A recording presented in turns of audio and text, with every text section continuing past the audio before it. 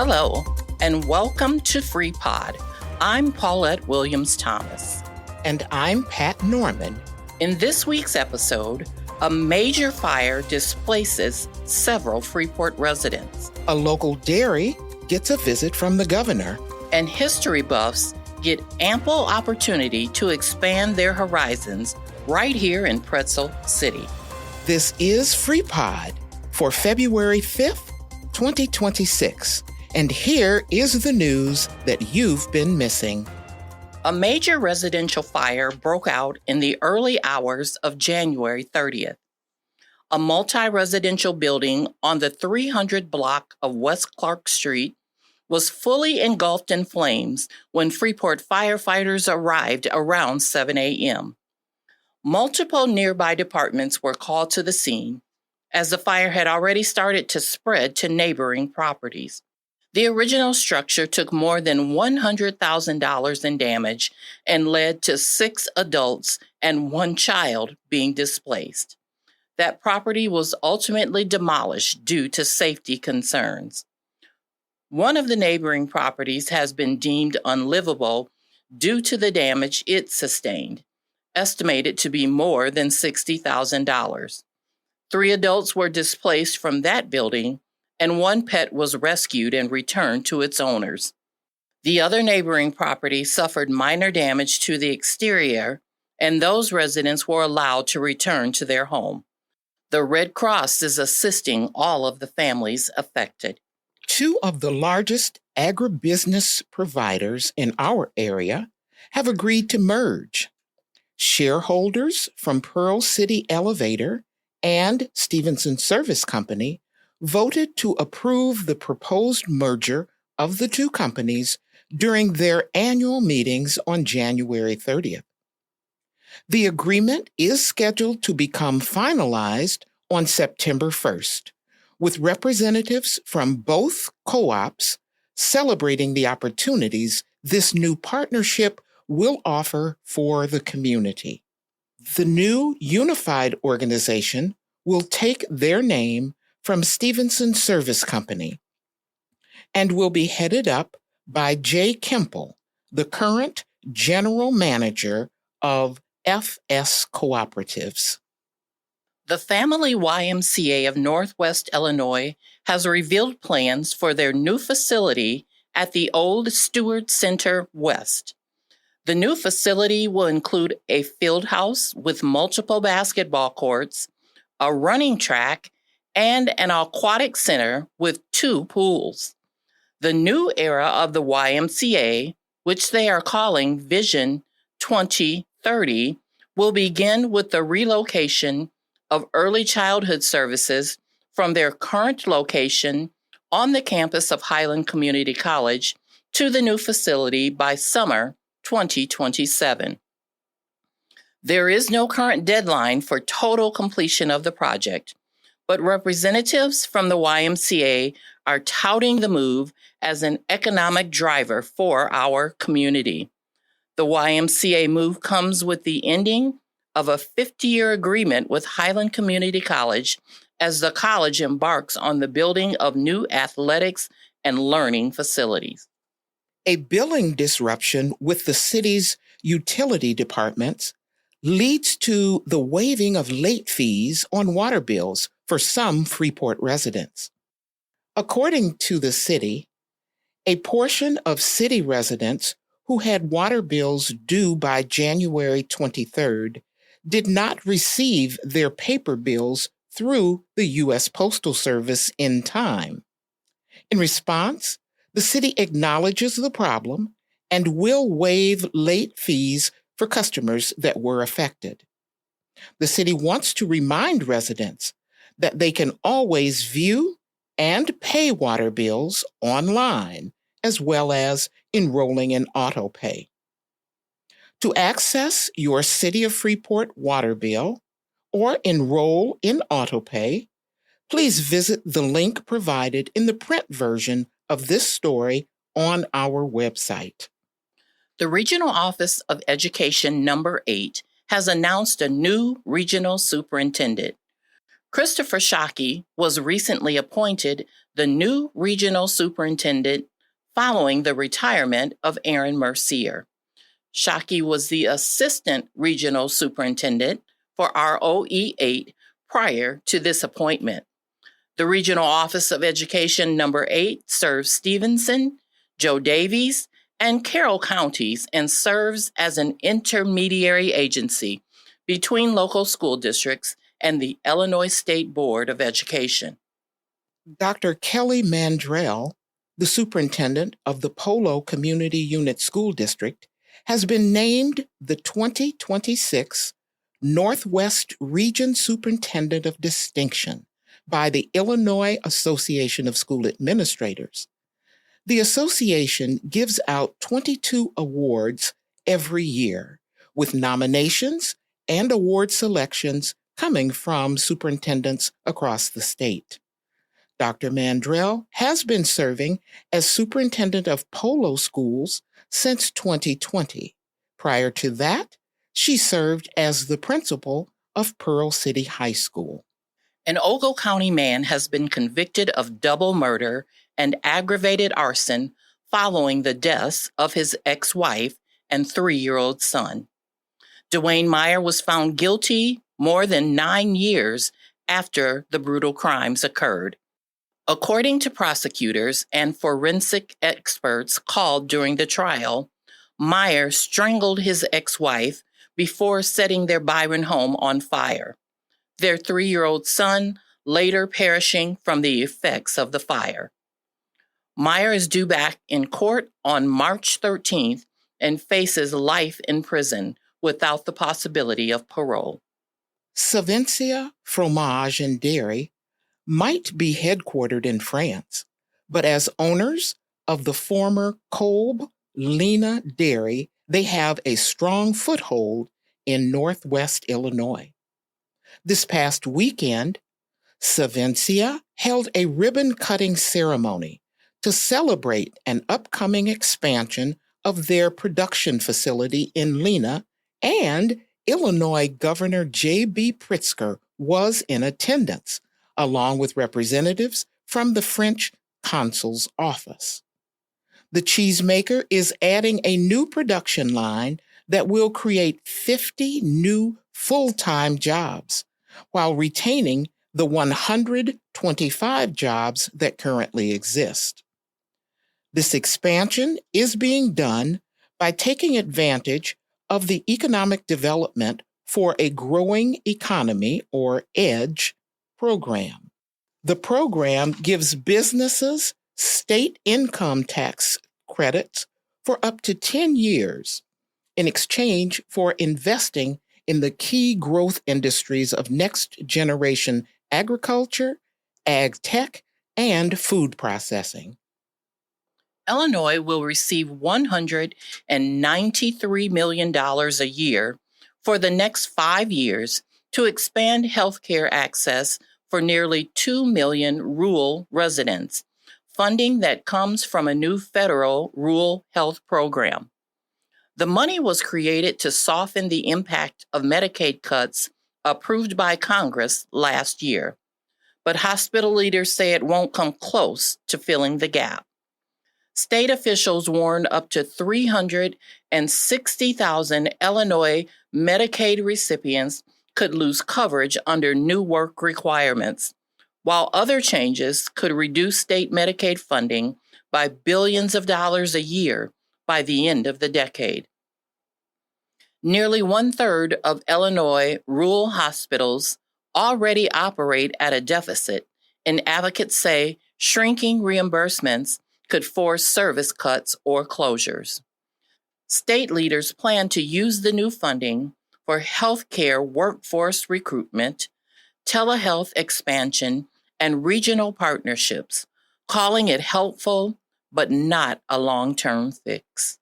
Electric utility Commonwealth Edison is asking state regulators to approve a $15.3 billion 4-year grid modernization plan aimed at meeting rising electricity demand and protecting infrastructure from severe weather.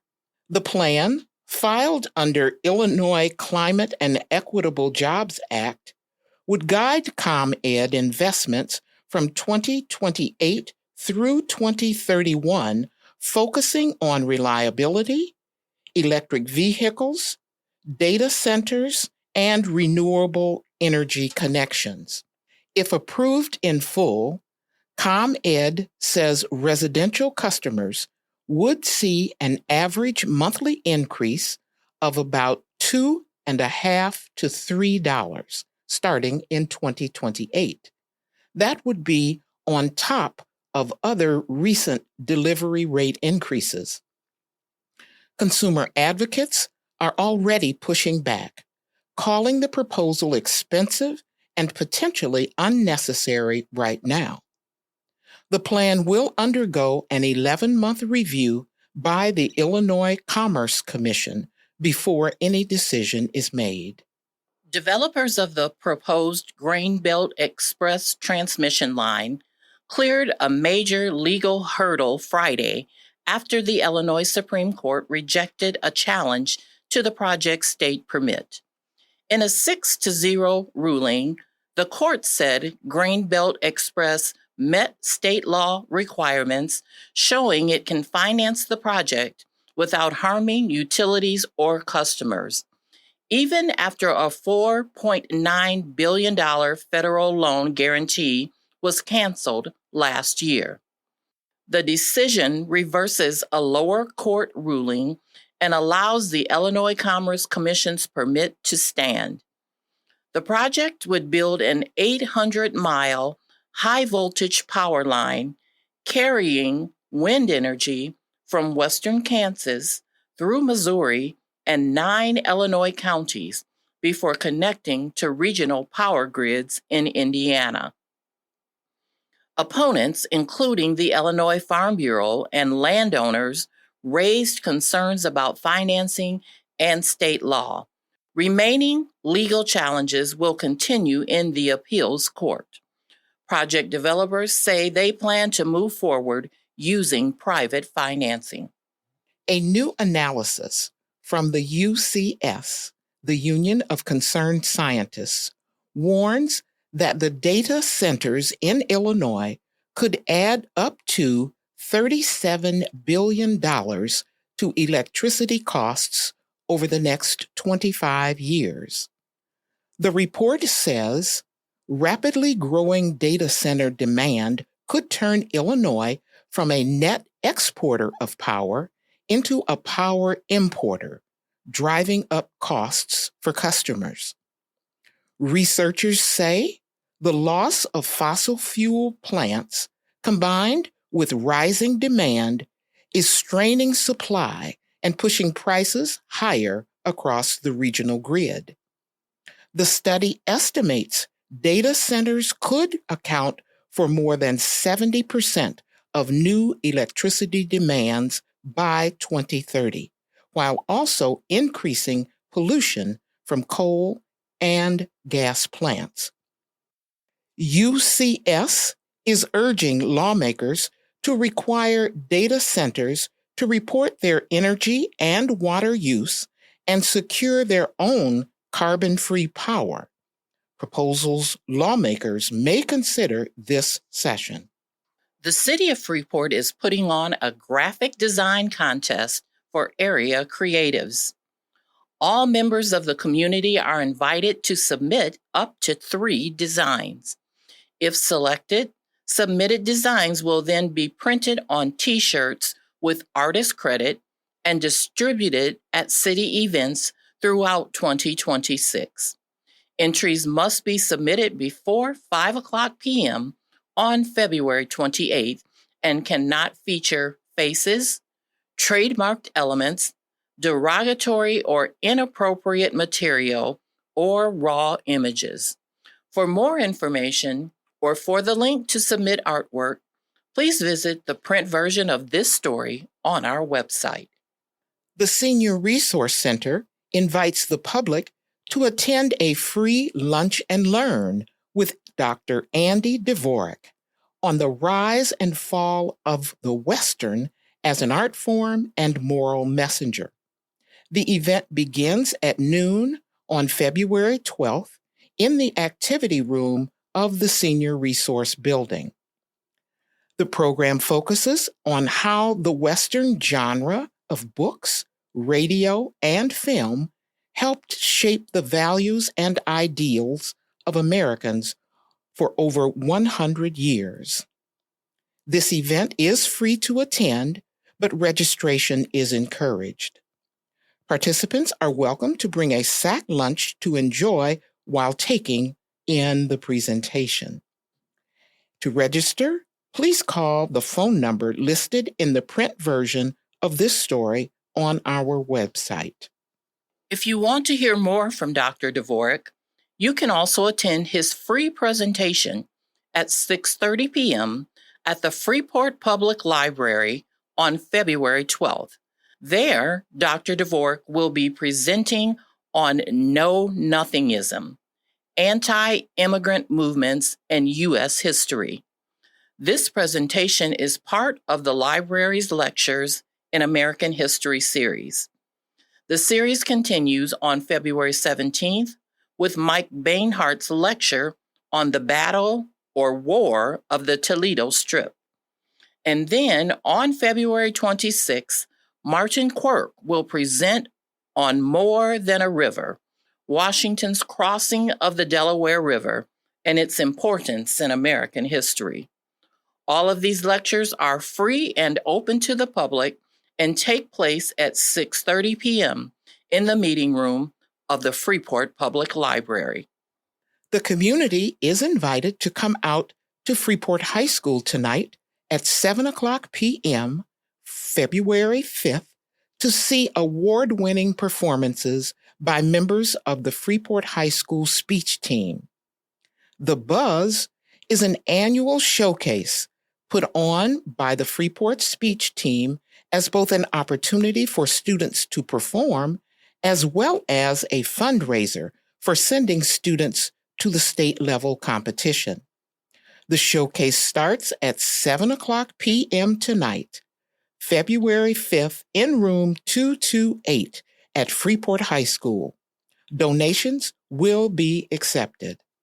Highland Community College has announced auditions for the 51st Somerset Show, the 25th annual Putnam County Spelling Bee. This show is well known for its uproarious laughs and audience participation. Auditions for the show will be held on Saturday, February 14th from 9:30 a.m. to 12:00 p.m. and again from 12:30 p.m. to 3:00 p.m. Pre-registration is not required, but those auditioning will be asked to complete an audition form upon arrival. For the audition itself, participants are encouraged to come with a short, prepared monologue of about 60 to 90 seconds. Auditions also include a brief choreography lesson and assessment, along with a singing portion. The show itself will take place in mid-July. For more information about the auditions, please visit the link in the print version of this story on our website. Before we close out this week's podcast, we remind you to check out the special weekly interview we posted this past Tuesday. FreePod host Alan Wenzel interviewed Dr. Jack Herman about the lecture series on climate change being held at the Freeport Public Library. This series is intended to bring home the realities of how global climate change impacts our community in very real and very recognizable ways. This coming Tuesday, Tim Connors talks with James Rivas, owner and operator of Pretzel City Barbershop. Tim and James discuss the unique culture that comes with barbershops in downtown areas, as well as what the future holds for this shop. That interview will be available starting at noon on Tuesday, February 10th. You can find it and all of our other interviews on our website at www.freepod.org or wherever you get your podcasts. We'd also like to thank our community liaisons and reporters for providing pivotal content for our program, our partners at WNIJ in DeKalb for helping to share FreePod to a larger community, and the Mass Communication Department at Highland Community College for producing this podcast. As always, please like us on Facebook, subscribe on the podcast platform of your choice, and share with your friends. If you'd like to make a tax-deductible contribution to support local news content, please visit our website at www.freepod.org. This has been FreePod. Thank you for listening.